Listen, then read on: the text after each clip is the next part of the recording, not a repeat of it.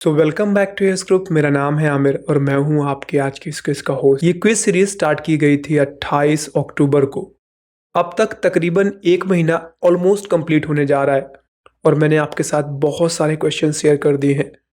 अगर आपने अब तक पुरानी क्विजेस को नहीं देखा तो मैं आपसे कहूँगा कि आप पहले उन क्विजेस को भी देख लीजिए। इससे बेनिफिट ये होगा कि आपको इन क्वेश्चंस के ज़रिए आप इजीली ट्रिपल सी या ओ लेवल के एग्जामिनेशंस को क्रैक कर पाएंगे। और साथ ही साथ अगर आप किसी कम्पिटिटिव एग्जाम में भी बैठेंगे तो वहाँ पे भी कंप्यूटर से संबंधित ये क्वेश्चंस आपकी काफ़ी हेल्प करेंगे। घड़ी में बजा है ठीक रात का 8 और हमेशा की तरीके आज मैं फिर आपके साथ नए 15 क्वेश्चन शेयर करूंगा।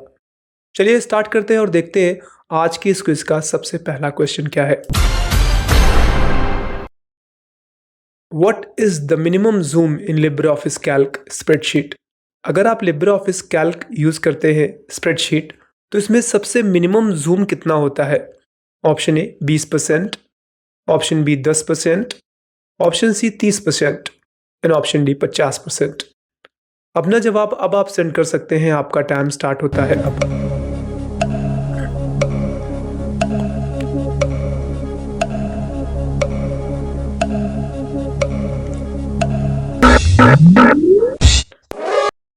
उम्मीद करता हूं आपने अपना जवाब अब तक सेंड कर दिया होगा। चलिए चेक करते हैं आपके द्वारा सेंड किया हुआ जवाब कितना सही है। इसके अगर हम सही जवाब की बात करें तो सही जवाब है 20%। लिब्रे ऑफिस राइटर हो, लिब्रे ऑफिस कैल्क हो या इम्प्रेस हो, अगर आप मिनिमम जूम की बात करेंगे तो होता है 20% और मैक्सिमम जूम की बात करेंगे तो होता है 600% यानी 600%। चलिए बढ़ते हैं अगले क्वेश्चन की ओर। देखते हैं आज की इस क्विज का अगला क्वेश्चन क्या है। अगला क्वेश्चन आपकी कंप्यूटर स्क्रीन पे ये रहा। How many digits are there in IFSC code. IFSC code में कितने डिजिट्स होते हैं। Option A 20, option B 18, option C 11 and option D 15।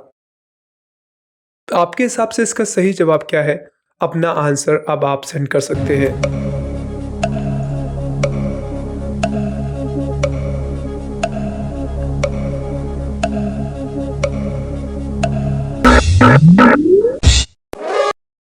हो सकता है इससे पहले आपने लिब्रे ऑफिस यूज़ ना किया हो, लेकिन क्विजेज में मैंने आपके साथ कई सारे लिब्रे ऑफिस के क्वेश्चंस को शेयर किया है और बार बार इन क्वेश्चंस के आने की वजह से अब आपको इनका आंसर पता भी चल गया होगा।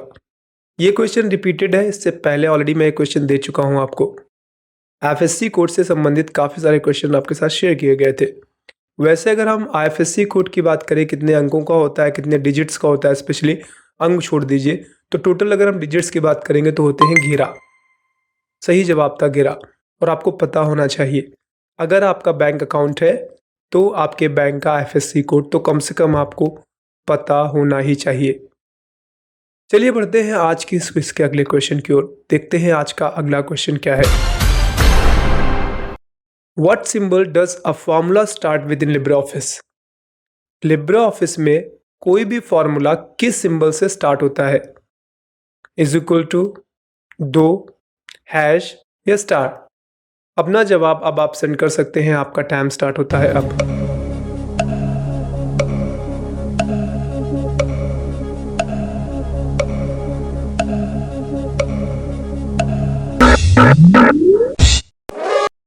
उम्मीद करता हूं आपने अपना जवाब सेंड कर दिया होगा और इसका जवाब मुझे ये भी उम्मीद है कि 100% लोगों का सही होगा।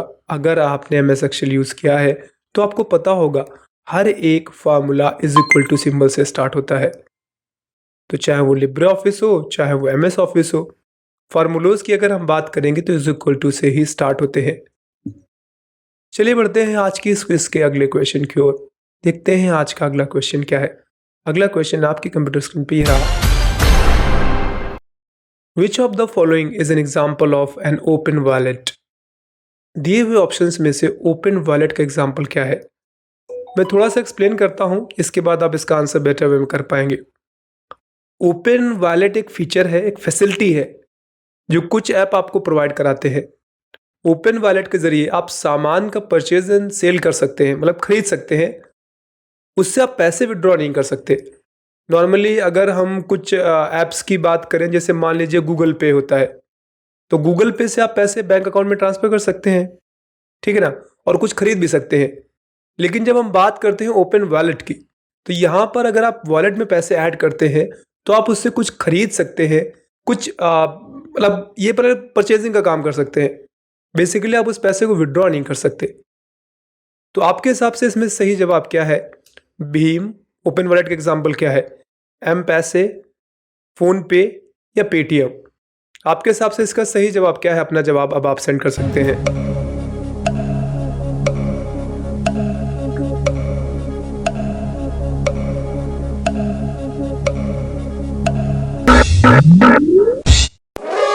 उम्मीद करता हूँ आपने अपना जवाब सेंड कर दिया होगा, और ये भी उम्मीद करता हूँ आपका जवाब सही ही होगा, क्योंकि भीम ऐप अगर हम बात करें तो ये फ़ोन पे के जैसा ही है। भीम ऐप को भारत ने लॉन्च किया था प्रमोट करने के लिए यूपीआई ट्रांजैक्शंस।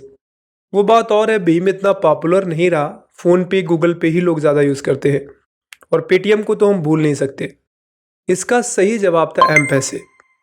पेटीएम से आप पैसे बैंक में ट्रांसफ़र कर सकते हैं, ठीक है, फ़ोन पे से भी कर सकते हैं और भीम से भी कर सकते हैं। एम पैसे की सहायता से आप परचेज एंड सेल कर सकते हैं। हाँ, ये पैसे आप किसी और को ट्रांसफ़र कर सकते हैं उसके एम पैसे अकाउंट पे, लेकिन विड्रॉ के लिए बैंक में ट्रांसफ़र नहीं कर सकते ऐसे। चलिए, उम्मीद करता हूँ आपको आंसर याद रहेगा इसका, अगर आपको पहले से नहीं पता था। अगर पता था तो कोई बात ही नहीं है फिर। चलिए बढ़ते हैं आज की इस क्विज के अगले क्वेश्चन की ओर। देखते हैं आज का अगला क्वेश्चन क्या है। अगला क्वेश्चन आपकी कंप्यूटर स्क्रीन पे ये रहा। In which menu is the digital signature option available in libre office? Libre office में किस मेन्यू के अंदर डिजिटल सिग्नेचर ऑप्शन अवेलेबल है? Option A tools, option B file, option C none of these, या option D view. इनमें से किस में डिजिटल सिग्नेचर ऑप्शन अवेलेबल है जिसका हम यूज कर सकते हैं? तो आपका टाइम स्टार्ट होता है अब।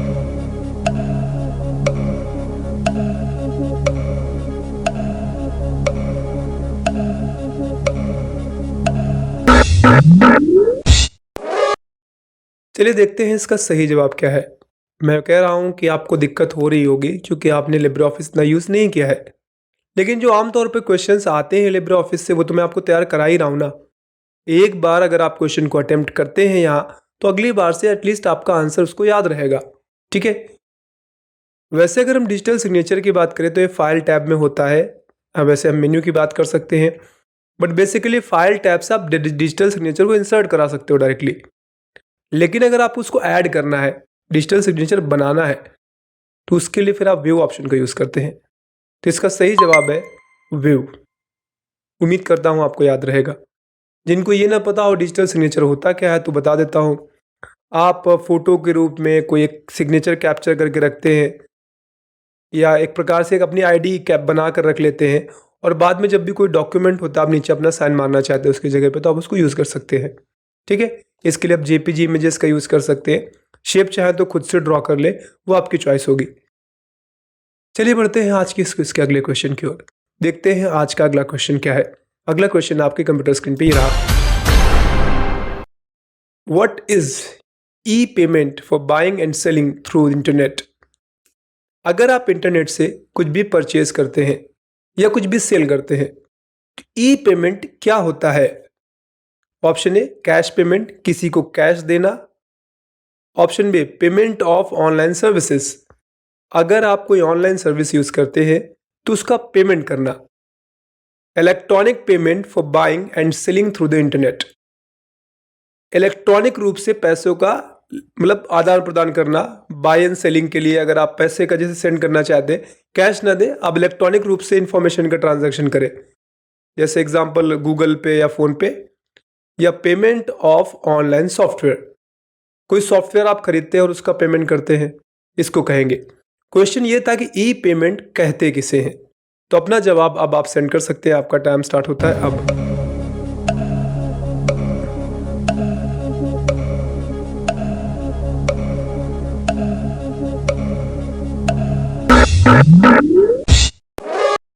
चलिए देखते हैं इसका सही जवाब क्या है। उससे पहले एक्सप्लेन कर दूं, कैश का तो दूर दूर तक कोई लेना देना नहीं है ई पेमेंट से। ई वर्ड है इलेक्ट्रॉनिक, तो कैश मतलब हार्ड कॉपी में आता है, तो कैश तो नहीं आएगा। अब कोई ऑनलाइन सर्विस आपने ली है, आपको उसका पेमेंट करना है, तो पेमेंट करने के लिए आप उस सर्विस के ऑफिस पे चले जाइए और वहाँ से पेमेंट कर दीजिए। जैसे मान लीजिए आप वोडाफोन का सिम कार्ड यूज़ करते हैं या एयरटेल का सिम कार्ड यूज़ करते हैं, पोस्टपेड कनेक्शन लिया है, तो डायरेक्टली आप जाकर वहाँ पे जमा करते हैं, तो ये आपका ई पेमेंट नहीं कहलाएगा। यहाँ पर ऐसे आपने कोई सॉफ्टवेयर परचेज किया है, उसका पेमेंट आप कर रहे हैं कैश के रूप में, ये ई पेमेंट नहीं कहलाएगा। ई पेमेंट का मतलब है इलेक्ट्रॉनिक पेमेंट, ठीक है। इलेक्ट्रॉनिक रूप से आप पेमेंट किसी को करेंगे, उसी को हम कहेंगे ई पेमेंट। उसके लिए गूगल पे, फ़ोन पे, भीम या फिर आप इंटरनेट बैंकिंग का यूज़ करते हैं, कुल मिला के इलेक्ट्रॉनिक रूप से अगर आप पैसों का लेन देन करते हैं, तो इसका सही जवाब यही था। उम्मीद करता हूँ अगली बार से आपको ये सारे के सारे क्वेश्चन याद भी रहेंगे, अगर गलत आ रहे हैं तो। और सही आ रहे हैं तो श्योर हो जाइए। सही है तो मुझे पता है कि कई बार आप लोग तुक्के मारते हैं, बट एटलीस्ट उनको श्योर कर लीजिए, इसलिए भी ये क्विज इंपॉर्टेंट है आपके लिए। चलिए बढ़ते हैं आज की इस क्विज के अगले क्वेश्चन की ओर। देखते हैं आज का अगला क्वेश्चन क्या है। When was DigiLocker launched? DigiLocker कब लॉन्च किया गया था? रिपीटेड क्वेश्चन है, पहले आ चुका है। 2014 में, 2015 में, 2016 में या 2017 में? अपना जवाब अब आप सेंड कर सकते हैं।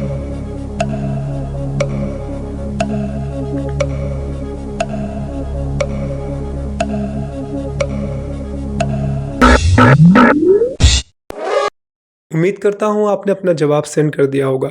चलिए चेक करते हैं। वैसे मैं इसका आपको एक्सप्लेनेशन तो नहीं दूंगा, क्योंकि ऑलरेडी मैं दे चुका हूँ। सीधे मैं आपको इसका आंसर बताऊंगा, और होता है 2015। डिजी-लॉकर आधार ऑपरेटेड है, आधार नंबर से बनाया जाता है, 2015 में लॉन्च किया गया था। चलिए बढ़ते हैं आज के इस क्विज के अगले क्वेश्चन की ओर। देखते हैं अगला क्वेश्चन क्या है। A person is called computer literate if he or she is just able to। एक व्यक्ति को तब कंप्यूटर ऑपरेटेड ने लिटरेट यानी पढ़ा लिखा कहा जाएगा कि वो कंप्यूटर चला लेता है, जब वो कर पाएगा क्या? Create an antivirus software. जब वो एक एंटीवायरस सॉफ्टवेयर बना लेगा तभी हम ये कहेंगे कि वो वाकई में कंप्यूटर चला लेता है। राइट प्रोग्राम्स, या वो कोडिंग कर ले, प्रोग्राम्स लिख ले, तब हम कहेंगे कि भाई उसको कंप्यूटर का ज्ञान है। रन नीड बेस्ड एप्लीकेशंस, जिस भी एप्लीकेशन की ज़रूरत है यूज़ करने की, अगर वो चला लेता है, चाहे वो कोडिंग का हो, चाहे वो MS ऑफिस हो, चाहे वो एक्सेल हो, कुछ भी अगर वो चला लेता है जिसकी ज़रूरत है, तो उसे हम कंप्यूटर लिटरेट कहेंगे, पढ़ा हुआ है कंप्यूटर। या फिर हैक अदर कंप्यूटर, वो व्यक्ति अगर किसी दूसरे कंप्यूटर हैक कर पाएगा तो ही हम उसे डिजिटली एजुकेटेड कहेंगे। आपके हिसाब से किस व्यक्ति को डिजिटली एजुकेट कहना चाहिए? अपना जवाब अब आप सेंड कर सकते हैं। आपका टाइम स्टार्ट होता है अब।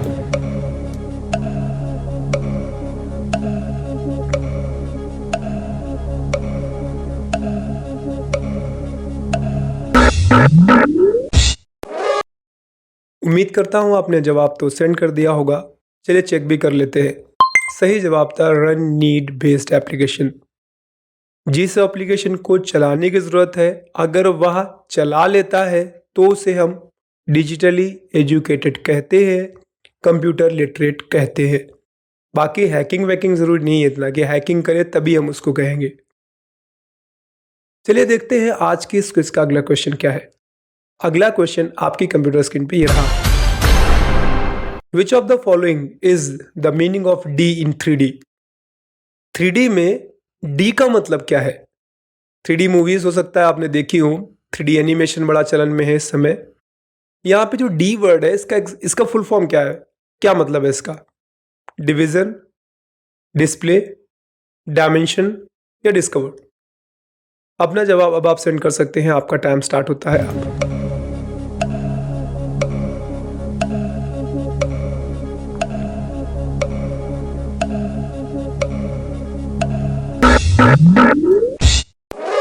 उम्मीद करता हूं आपने अपना जवाब सेंड कर दिया होगा। चलिए सही समय है आपके द्वारा सेंड किए गए जवाब को वेरीफाई किया जाए। इसका सही जवाब है डायमेंशन। जी हाँ, 3D मतलब 3 डायमेंशन, तीनों दिशाओं से उसको देखा जा सके, ऊपर से, सामने से, इधर से, एंड ऑल्सो बैक साइड से।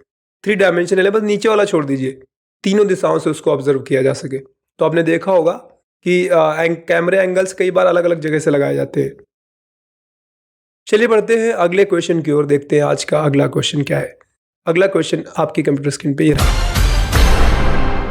BIOS program is stored on the RAM. On the RAM, sorry question थोड़ा सा गलत हो गया है।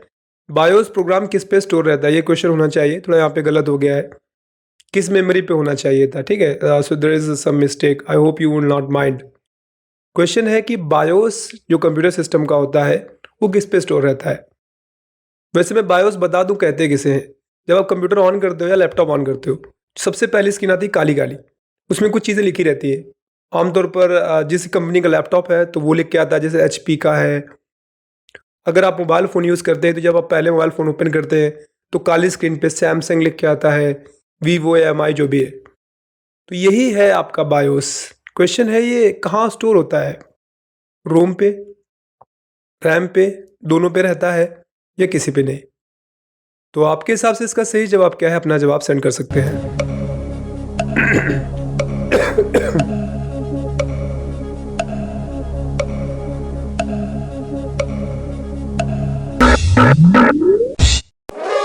उम्मीद करता हूं आपने जवाब सेंड कर दिया होगा। चलिए श्योर करते हैं आपको कि अगर आप कंफ्यूज हैं तो इसका कहाँ पे स्टोर रहता है। तो इसका सही जवाब है रोम पे, रीड ओनली मेमोरी है। अगर आप चाहें कि सैमसंग के फ़ोन में स्टार्टिंग वाली स्क्रीन पे सैमसंग की जगह कोई और कंपनी का नाम आए, नॉट पॉसिबल। क्यों? क्योंकि वह रीड ओनली मेमोरी पे होता है। आप उसको ओनली रीड कर सकते हो, चेंजेबल नहीं है, आप उसको एडिट करके बदल नहीं सकते हैं। चलिए बढ़ते हैं आज की इस क्विज के अगले क्वेश्चन की ओर, देखते हैं अगला क्वेश्चन क्या है। Which is the technology used in the evolution of aptitude test. अब एप्टीट्यूड टेस्ट तो आपने दिया ही होगा कई बार, कहीं पे। अब इस समय आप एग्जाम्स देने जाते हैं तो एप्टीट्यूड टेस्ट ही आप देते हैं। क्वेश्चन है उसमें क्या यूज होता है, OCR, MICR, OMR या MCR। फुल फॉर्म्स नहीं बताऊंगा मैं अभी, पहले आप आंसर सेंड कर दीजिए फिर मैं आपको फुल फॉर्म्स बताऊंगा। तो आपका टाइम स्टार्ट होता है अब।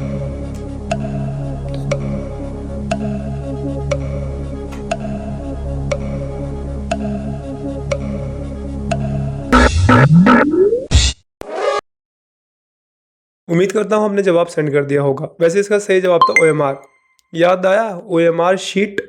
जब आप पेपर देने जाते हैं तो आपको OMR शीट दी जाती है, optical mark reader OMR। OCR optical code reader. MICR याद है, अभी मैंने आपको 1-2 दिन पहले ही दिया था। क्या होता है MICR का फुल फॉर्म? सेंड करिए कमेंट पे, आज नहीं बताऊंगा मैं फिलहाल, अगर आपको याद हो तो। MICR कल की क्विज में आया था, शायद कल या परसों की क्विज में MICR का फुल फॉर्म बताया था मैंने आपको। कुछ क्या आपको पता है? सेंड करिए। चलिए बढ़ते अगले क्वेश्चन की ओर, देखते हैं आज का अगला क्वेश्चन क्या है। परम इज एन एग्जाम्पल ऑफ, परम है क्या? एक PC है, पर्सनल कंप्यूटर, एक सुपर कंप्यूटर है, एक लैपटॉप है या PDA है, पर्सनल डिजिटल असिस्टेंट। चलिए सेंड करिए इसका जवाब, आपके हिसाब से सही जवाब क्या है।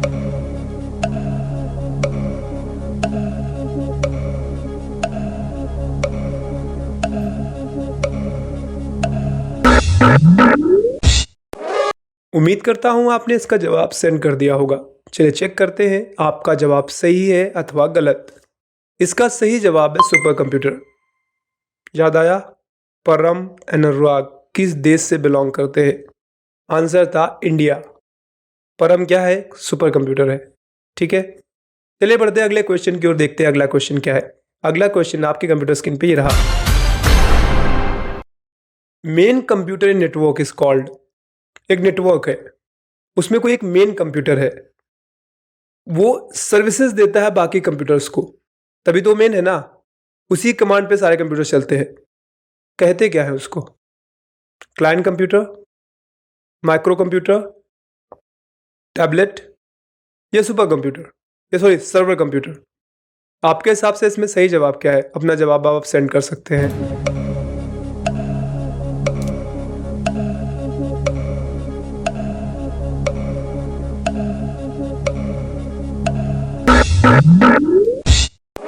उम्मीद करता हूं आपने जवाब सेंड कर दिया होगा।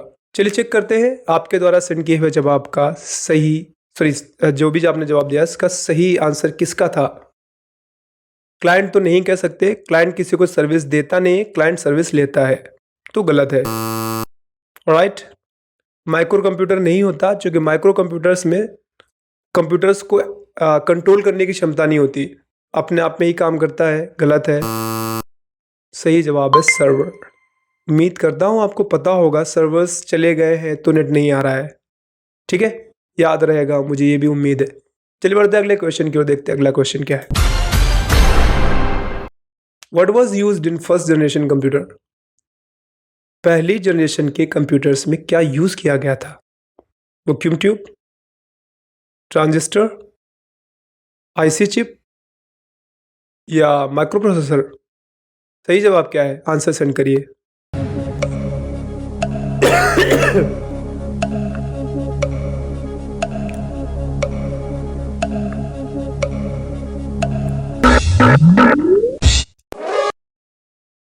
उम्मीद करता हूँ आपने जवाब सेंड कर दिया होगा। आई एम रियली सॉरी, थोड़ा मौसम ख़राब है, खांसी आ रही है, बट आप लोग को मुझे क्वेश्चंस देने रहते हैं तो बीमार हूँ फिर भी शूट करना पड़ता है। सपोर्ट करने के लिए वीडियोस को लाइक किया करिए, चैनल को सब्सक्राइब कर लीजिएगा अगर आपने अब तक नहीं किया है। बीमार हो तब भी आई ऑलवेज ट्राई कि आपको वो चीज़ें मिले जो आपके लिए ज़रूरी है। चलिए, इसका सही जवाब है वैक्यूम ट्यूब, ठीक है, इसका सही जवाब है वैक्यूम ट्यूब। पहले जनरेशन में वैक्यूम ट्यूब, फिर आया था transistor, then IC and then microprocessor, और पांचवी आपकी है आर्टिफिशियल इंटेलिजेंस। चलिए बढ़ते हैं अगले क्वेश्चन की ओर, देखते हैं अगला क्वेश्चन क्या है। अगला क्वेश्चन आपकी कंप्यूटर स्क्रीन पे ये रहा। You can swap over the functionality of the left and right mouse buttons. क्या आप लेफ्ट क्लिक को राइट क्लिक को सेटिंग के जरिए चेंज कर सकते हैं कि लेफ्ट राइट बन जाए या राइट लेफ्ट बन जाए? कर सकते हैं आप? ऑप्शन है हाँ, यस। नहीं कर सकते? नहीं। हाँ, दोनों ऑप्शनों से कर सकते हैं आप, कर भी सकते हैं, नहीं भी कर सकते। कुछ खास कंप्यूटर्स में शायद ऐसा ऑप्शन होता होगा जिनमें कर सकते हैं, और बाकी आमतौर के कंप्यूटर्स में ऐसा ऑप्शन नहीं होता है। नहीं, जिनमें तीनों बताए गए वो तीनों के तीनों गलत है। चलिए अपना जवाब सेंड करिए, आपके हिसाब से इसका सही जवाब क्या है।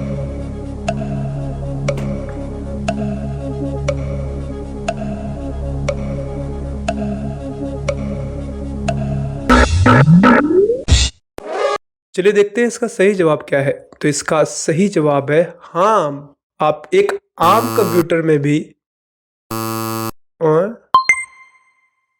सॉरी, इसका सही जवाब यस है। पीपीटी बनाते समय गलती हुई है। क्यों? क्योंकि आप किसी भी आम कंप्यूटर के भी माउस बटन की फंक्शनैलिटीज को चेंज कर सकते हैं, ठीक है। इसके लिए आप कंट्रोल पैनल पे जाइए, हार्डवेयर एंड साउंड्स पे जाइए और वहां से कर दीजिए। तो ये पीपीटी क्रिएट करने वाले की गलती है, मेरी गलती है, आप ये कह सकते हैं, and I am really sorry for that. तो इसका सही जवाब है हाँ, आप माउस के बटन्स को स्वैप कर सकते हैं, ठीक है, उसकी फंक्शनैलिटी बदल जाएगी।